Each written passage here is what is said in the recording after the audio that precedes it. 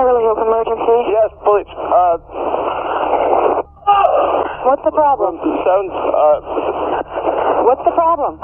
What's the problem? I'm sorry, my parents. Pardon me? It's time to give them the opportunity to live the rest of their lives free from the shadow of their past. Two brothers, one brutal crime, and a shattered family dynasty. Lyle and Erik Menendez became infamous, but was it cold-blooded murder or the result of years of turmoil? Today we uncover the shocking truth behind that night. And with new developments, could they actually be released after decades in prison? Stay tuned to find out. Frantically claiming that their parents had been shot. What the police found inside was nothing short of a gruesome bloodbath, but the truth behind the murder of Jose and Kitty Menendez was even darker than anyone could imagine. It was a quiet Sunday evening on August 20th, 1989 in the affluent neighborhood of Beverly Hills, California. The Menendez family, a picture of success, lived in a $4 million mansion, an outward symbol of Jose Menendez's wealth and achievements in the entertainment industry. But inside those walls, a far darker reality was brewing. Around 10 p.m., a frantic 911 call came from the Menendez home. Lyle Menendez's voice was panicked, almost hysterical. "Someone killed my parents," he screamed. In the background, his younger brother Erik could be heard sobbing uncontrollably. Beverly Hills emergency. Yes, police. What's the problem?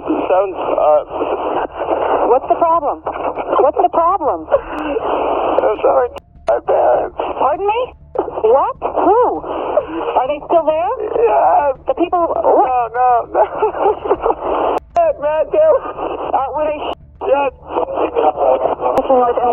Is the person still there? What happened? We have units around. What happened? I don't hear anything. I just came home. You came home and found who? My mom and dad. You know if they're still in the house, the people that did the shoot. Get away from me. Okay. Hey, let me talk to Erik. Who is the person that was? My mom and my dad. Your mom and dad? My mom and my dad. Okay, hold on a second. Okay, we're on our way over there with the ambulance. Okay, I gotta go. When the police arrived at the scene, they found a horrifying sight. Jose and Kitty Menendez, the patriarch and matriarch of the family, had been brutally shot to death. Jose Menendez had been shot point-blank in the head while sitting on the couch. Kitty, found slumped on the floor nearby, had been shot multiple times, with the final shot to her face nearly unrecognizable to her features. The attack was beyond savage. It was personal. The crime scene itself didn't offer many immediate answers. There was no sign of forced entry, no valuables were taken, and nothing was disturbed. It wasn't the work of burglars or professional hitmen. The brothers appeared to be devastated sons, shattered by their parents' brutal murders. But it didn't take long before their actions began raising questions and eyebrows. In the 7 months before they were arrested, the brothers also blew through $700,000 on lavish spending sprees, including Rolex watches. At first, police had no reason to suspect the two brothers. Lyle and Erik Menendez, both in their early 20s, were the very image of devastated sons. Erik, in particular, seemed to be grieving deeply, often breaking down in front of detectives. The brothers said they had been out at the movies that night, only to return home to find their parents murdered. But soon the police noticed something odd about the brothers' behavior. Just days after their parents' brutal killings, Lyle and Erik began spending money lavishly. Within weeks, Lyle had purchased a $64,000 Porsche, and Erik hired a tennis coach aiming to go professional. They stayed in expensive hotels, bought Rolex watches, and splurged on designer clothes. The spending spree raised eyebrows. Why were they spending their parents' fortune instead of mourning their loss? The police also noticed something peculiar about their demeanor during questioning. Their emotions seemed forced, almost rehearsed. As detectives dug deeper, cracks in their alibi began to show. Despite their claims of being at the movies the night of the murders, they couldn't seem to recall key details about the film or their time at the theater. As detectives dug deeper, Lyle and Erik's extravagant spending spree painted a disturbing picture. Could their sudden wealth explain the real motive behind the murders? You said at some point your father had with you. Is that right? Yes. And how old do you believe you were when that happened? I was in 6th grade. For months, Lyle and Erik Menendez lived freely, spending their inheritance and carrying on with their lives. But But behind the scenes, the police were building a case. The question was, why? Why would two young men from such a privileged background commit such a horrific act? The prosecution would later argue that the brothers' motive was greed. Jose Menendez was a self-made millionaire, and his estate was worth an estimated $14 million. Lyle and Erik stood to inherit the entire fortune, and yet, for a time, the public found it hard to believe. Could two young men really kill their parents for money? Prosecutors argued they did it to inherit their $14 million family fortune. So what did happen to the family's vast fortune? And if the brothers are released from prison, will they get any of it? But there was another side to the story. Lyle and Erik claimed they were victims of their father's strict control and their mother's emotional distance. According to the brothers, their father, Jose Menendez, had mistreated them for years. The mistreatment wasn't just physical, it was also emotional, and they later revealed even more troubling details about their experiences. Greed seemed like the obvious answer, but then came a confession that blew the case wide open, one that would change everything. Almost had no choice to do what I did, Aaron.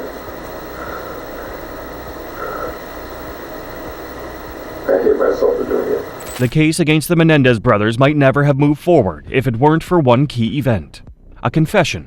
Erik, racked with guilt, confided in his psychologist, Dr. Jerome Oziel, about the murders. Erik told Oziel that he and his brother had killed their parents in cold blood, but Oziel didn't keep the secret for long. Oziel's girlfriend, who had overheard the confession, went to the police. Armed with this new information, investigators obtained search warrants and began building their case. In March 1990, Lyle and Erik Menendez were arrested and charged with the murders of their parents. The public was stunned. Two wealthy, privileged young men who seemingly had it all were now on trial for one of the most heinous crimes in recent memory. The case would soon become a national obsession, with every detail of the brothers' lives, especially their allegations of harm, put under the microscope. Erik's confession might have sealed their fate, but the brothers had a shocking story of their own to tell, one that would expose a family torn apart by years of darkness and mistreatment. To have dinner, which was like Jeopardy and more drilling and grilling, and then had to satisfy his father's perversion, and then had to do his homework till 10 o'clock at night. During the trial, the defense team portrayed Lyle and Erik as tragic victims. Their defense attorney, Leslie Abramson, argued that the brothers were not motivated by greed, but by fear. According to the defense, Jose Menendez had been sexually harming his sons for years. The mistreatment was so severe, they argued, that it drove the brothers to take their parents' lives, in what they described as an act of desperation. Lyle and Erik took the stand in their own defense, sharing deeply emotional and troubling stories of the mistreatment they claimed to have endured. Lyle testified that his father had started treating him inappropriately when he was just a child, and that this harmful behavior continued for years. Erik confirmed his brother's account, describing similar experiences of mistreatment. Their mother, Kitty, was not portrayed much better. The brothers described her as emotionally unstable and complicit in the mistreatment. They claimed that she was aware of what was happening, but did nothing to stop it. Instead, she turned a blind eye and emotionally neglected them, creating a home environment that was toxic and suffocating. The defense argued that on the night of the murders, the brothers had reached their breaking point. After years of harm and emotional torment, they believed that their parents were planning to kill them. In a state of panic and desperation, they took matters into their own hands. The defense painted a tragic picture of two boys pushed to the edge, but the prosecution had a very different story. A story of cold-blooded killers motivated by money. At the time, prosecutors successfully proved that they killed them in cold blood. They did it out of greed because they wanted their money. The prosecution, however, had a different story to tell. To them, Lyle and Erik Menendez were cold-blooded killers motivated by money and greed. They argued that the brothers had planned the murders in advance, carefully calculating how they would kill their parents and inherit the family fortune. Prosecutors pointed to the brothers' behavior after the murders as proof of their cold-hearted nature. Within days of their parents' deaths, the brothers went on a spending spree, showing no signs of grief or remorse. Their financial motives, the prosecution claimed, were clear. Jose Menendez had been planning to cut the brothers out of his will, and rather than lose their inheritance, they decided to kill him. The prosecution also questioned the brothers' claims of mistreatment. While there was some evidence suggesting that Jose Menendez had been a strict and demanding father, there was little to support the more serious allegations. To many observers, the defense's argument seemed like a desperate attempt to gain sympathy and avoid a murder conviction. As both sides presented their arguments, the nation was captivated. Would the jury believe the tale of mistreatment, or would they see through it as a calculated act of murder? The Menendez trial quickly became one of the most watched and talked about cases in America. The brothers' claims of harm, Their privileged upbringing and the horrific nature of the crime captivated the public. Courtroom cameras broadcast every moment, and the case became a media circus. The first trial ended in a mistrial, with the jury deadlocked and unable to reach a unanimous verdict. The brothers were tried again in 1995, but this time the emotional defense of harm wasn't enough to sway the jury. On March 20th, 1996, Lyle and Erik Menendez were both found guilty of first-degree murder and conspiracy to commit murder. The brothers were sentenced to life in prison, but that was far from the end of their story. In the years that followed, they would launch a series of desperate appeals, hoping for another chance. Former Menudo singer Roy Rossello claims he was drugged and raped by Jose Menendez in the mid-'80s. Menudo had just signed with RCA Records, where Menendez was a top executive. Erik Menendez says he remembers the Menudo teenager coming to their mansion. When they were over at the house, he had a private meeting with Roy's one at a time. Just when it seemed like the Menendez story had reached its conclusion, new allegations have surfaced that could potentially reshape how we view the case. A former Menudo band member has come forward alleging that he too was mistreated by Jose Menendez during his time working in the entertainment industry. This shocking revelation has cast a new light on the brothers' claim of harm and sparked renewed interest in the possibility of reopening the case. With these new allegations, people are starting to question whether Lyle and Erik Menendez were telling the truth all along. Could their claims of mistreatment have been dismissed too easily by the courts?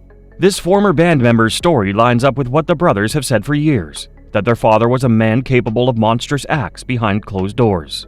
The band member, whose name hasn't been publicly revealed in detail, alleged that Jose Menendez sexually harmed him when he was a young performer under Jose's management. The Menudo Group, once one of the biggest boy bands in the world, was part of the empire that Jose helped to build during his career. The new allegations suggest that Jose's influence and power allowed him to hide dark secrets from the public eye for years. With these revelations, the brothers' legal team is now fighting to reopen the case. Could the new allegations give them a shot at freedom after all these years? With over 40 years of doing this, I have never seen the amazing exemplary rehabilitation that we have now presented to the DA's office. In recent years, the Menendez brothers' legal team has been working to get their case re-examined, citing both the evolving understanding of trauma and the new allegations against Jose Menendez from the former Menudo band member. The brothers' attorneys argue that these new claims of mistreatment strengthen their original defense, that they were victims of long-term sexual and emotional harm at the hands of their father, and that this trauma drove them to kill out of fear and desperation. There is also growing support for the brothers' release among certain advocacy groups who work to overturn wrongful convictions or overly harsh sentences. These groups argue that the legal system at the time of the Menendez trial was ill-equipped to fully understand the psychological impact of mistreatment, especially on young men. They point to cases like Gypsy Rose Blanchard as examples of how the justice system can evolve and take into account the complex dynamics of mistreatment. While the courts have yet to respond to these appeals, the growing public interest in the case, coupled with the new allegations and shifting views on trauma, has once again placed the Menendez brothers in the spotlight. But there's more to this than just new evidence. The legal landscape has shifted, and past cases of harm have set important precedents that might just tilt the scales in their favor. In recent years, legal precedents around harm and trauma have evolved, which may offer some hope to the Menendez brothers.